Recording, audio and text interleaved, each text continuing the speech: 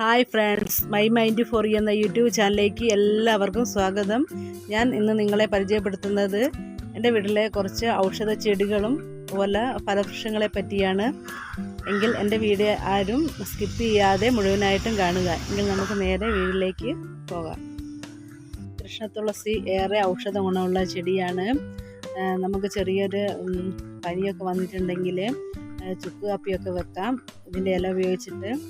അതുപോലെ തേനീച്ചയോ കടന്നലോ അങ്ങനത്തെ എന്തെങ്കിലും പ്രാണികളൊക്കെ കുത്തിയിട്ടുണ്ടെങ്കിൽ ഇതിൻ്റെ ഇലയെടുത്തിട്ട് ചതച്ചിട്ട് നീരോ അല്ലെങ്കിൽ പേസ്റ്റ് രൂപത്തിലാക്കിയിട്ട് ഈ നീരുള്ള സ്ഥലത്ത്, കടിച്ച സ്ഥലത്ത് വെച്ചിട്ടുണ്ടെങ്കിൽ നീരൊക്കെ വേഗം വലിഞ്ഞു പോകുന്നത് കാണാം.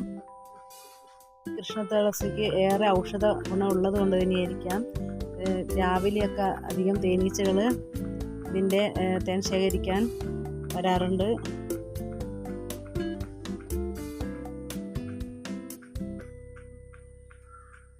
ഈ കൃഷ്ണതുളസിക്ക് ഏറെ ഔഷധ ഗുണമുള്ളത് കൊണ്ടാണ് ചെറുതേനീച്ച ഇതിൽ നിന്ന് തേൻ ശേഖരിക്കാൻ വരുന്നത്.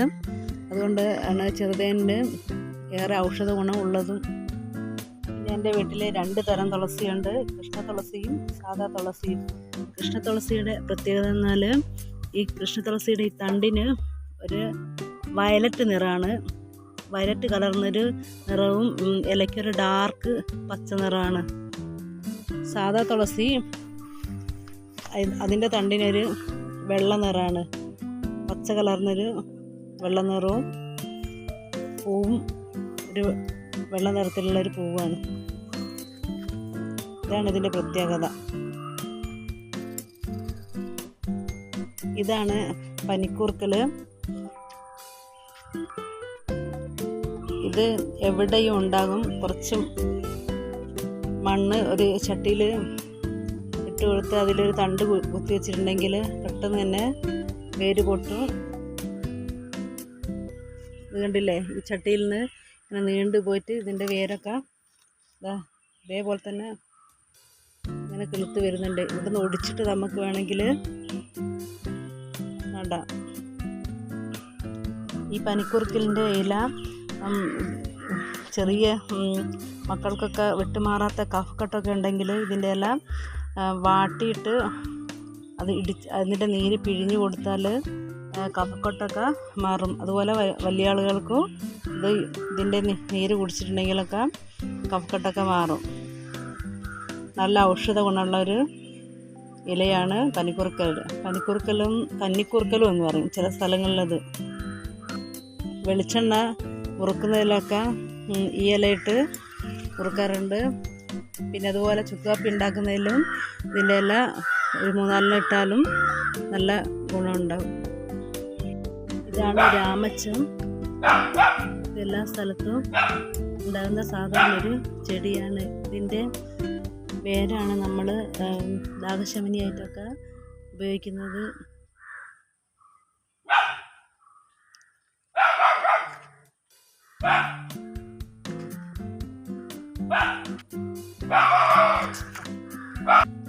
ഇത് നന്നായിട്ട് മൂത്ത് കഴിഞ്ഞിട്ടുണ്ടെങ്കിൽ ഇത് പറിച്ചിട്ട് ഇതിൻ്റെ വേര് അരിഞ്ഞെടുത്തിട്ട് നല്ലോണം കഴുകി ഉണക്കിയതിന് ശേഷം നമുക്ക് ദാഹശമനിയായിട്ട് ഉപയോഗിക്കാം. പിന്നെ ഇത് നമ്മൾ മേത്ത് തേക്കാനായിട്ട് ഉപയോഗിക്കും.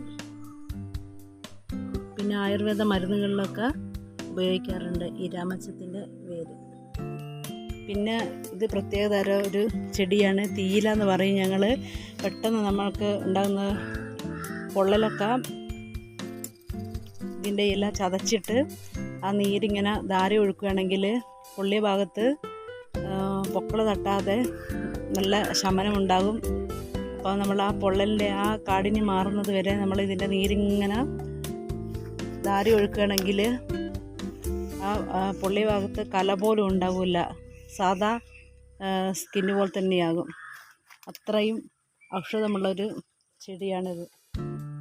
ഇതിൻ്റെ വിത്ത് സാധാ നമ്മളെ സവോള പോലെയാണ് ഇതിൻ്റെ വിത്ത് കാണാറുള്ളത്.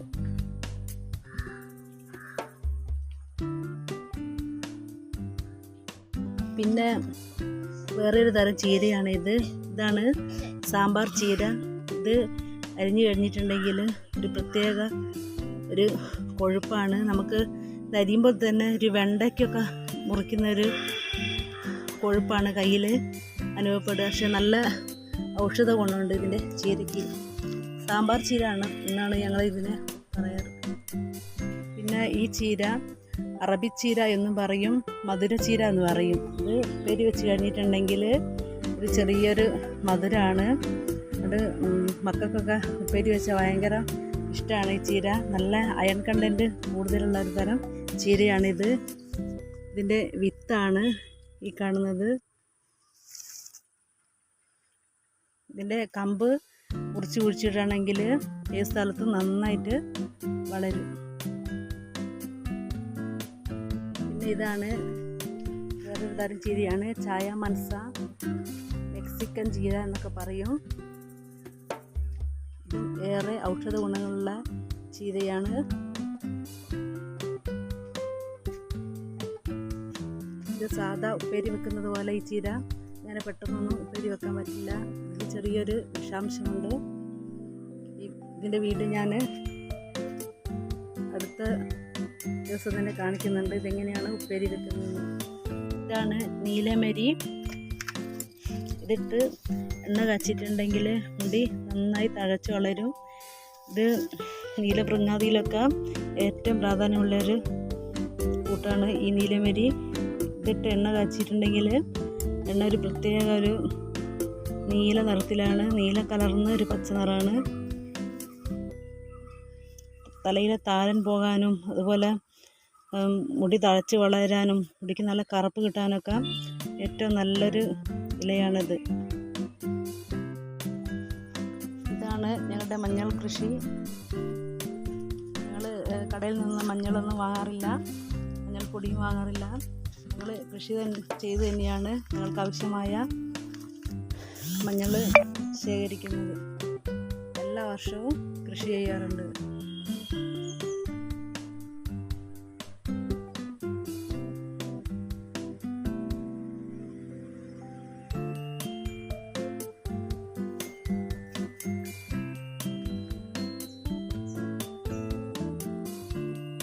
ഇത് സാധാ മഞ്ഞളാണ്.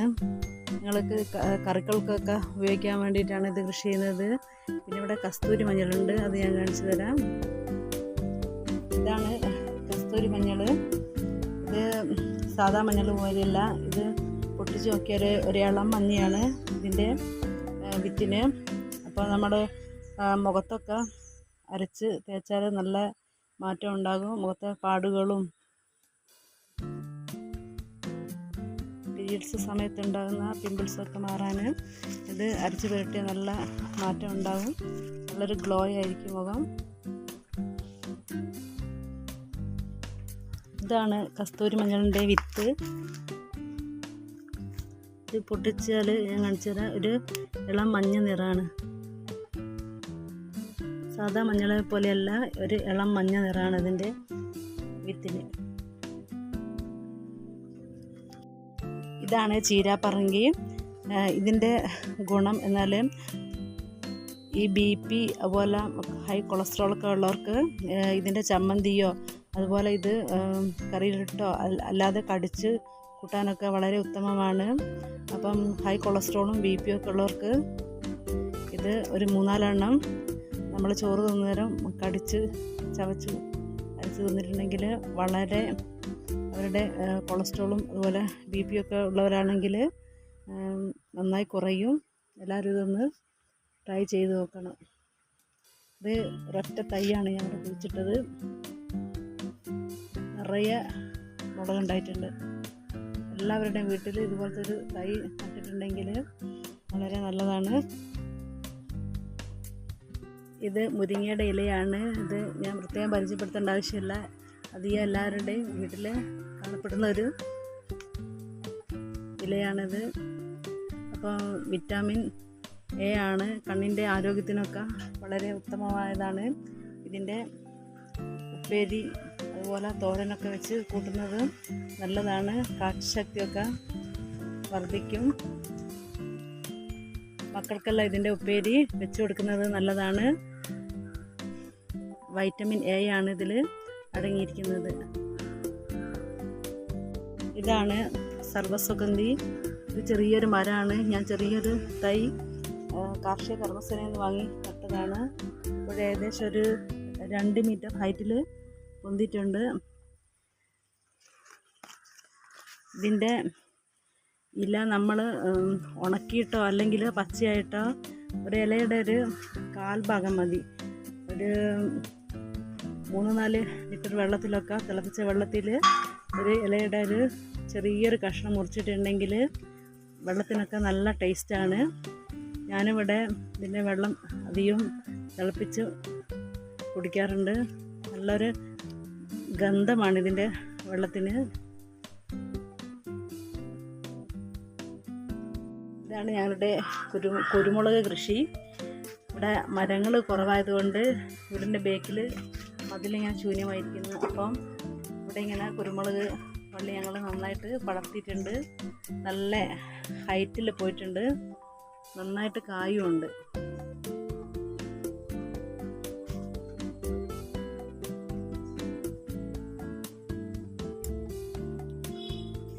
ഞങ്ങൾക്ക് ആവശ്യമായ കുരുമുളക് ഞങ്ങൾ കൃഷി ചെയ്ത് തന്നെ എടുക്കാറ്. കടയിൽ നിന്നും വാങ്ങില്ല. പിന്നെ ചുക്കാപ്പി വെക്കുന്നേരം ഇത് ഉണക്കിയിട്ട് ചുക്കാപ്പിയിൽ ഞങ്ങൾ ചേർത്താറുണ്ട്. നല്ല ടേസ്റ്റ് ആയിരിക്കും.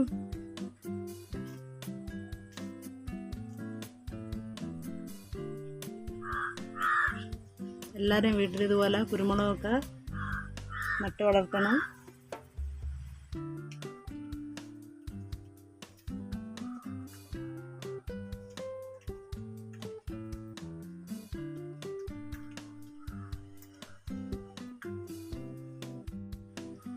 ഇതാണ് മുറിവൂട്ടി. നമുക്ക് മുറിവൊക്കെ ഉണ്ടായാൽ ഇതിൻ്റെ ഇല നല്ലോണം പേസ്റ്റ് രൂപത്തിലാക്കി തേച്ച് കൊടുത്തിട്ടുണ്ടെങ്കിൽ ഒരു 2-3 ദിവസം കെട്ടിയിട്ടുണ്ടെങ്കിൽ മുറിവ് പെട്ടെന്ന് കൂടും. അതുകൊണ്ടാണ് ഇതിന് മുറിവൂട്ടി എന്നുള്ള പേര് തന്നെ വന്നത്. ഇതാണ് സോയാബീൻ്റെ വള്ളി. ഇത് ഞാനിവിടെ നട്ടതല്ല.